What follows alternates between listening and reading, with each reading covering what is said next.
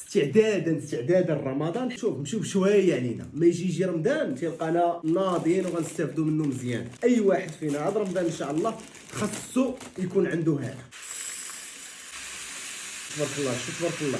الا من بين الحبوب اللي ما فيهمش حتى هما الجلوتين. الناس اللي عندهم السيلياك ضرب لك الإلان، فيه بروتينات مزيانين وذات جوده عاليه، تيعطيك كاع الاحماض الامينيه الاساسيه تقريبا بلاتي ما تزربش. الكالسيوم، الفوسفور، المغنيسيوم، الفولات، خصوصا الكالسيوم تيعطيك واحد الاحتياجات مهمه في الكالسيوم. بيان سور فيه كربوهيدرات، لكن المؤشر الجليسيمي ديالو هابط. علاش؟ فيه دي فيبر الياف نون ستارتشي بوليساكرايدز، يعني واحد لي بوليساكاريد اللي هما مزيانين ما كيتهضموش والياف، وبالتالي فالسكر ما كيديرش الا مالو. فيه مضادات تغذيه اللي تيحبسوا لي الامتصاص ديال الكالسيوم اللي فيه هو والحديد اللي فيه، وبالتالي هنا فين كاين المشكل. الا منين غندخلوا ان شاء الله في رمضان خصنا نحضروه بطريقه صحيحه. تشد ليا الا وتبيتو في الماء، عاد الغد ليه تتنشفو وكتخدم به. النقطه الثانيه باش نقص ليا مضادات التغذيه بحال حمض الفيتيك، تنبتو كتشدو كتحطو كدير ماء معدني في واحد التوب وكتخليه يبقى يشرب في الماء حتى تينبت. الا نبت ايلان ولا بيت ايلان في الماء، مضادات التغذيه غينقصوا وغتستافد من المعادن اللي مهمين في ايلان. وهذا الشيء كامل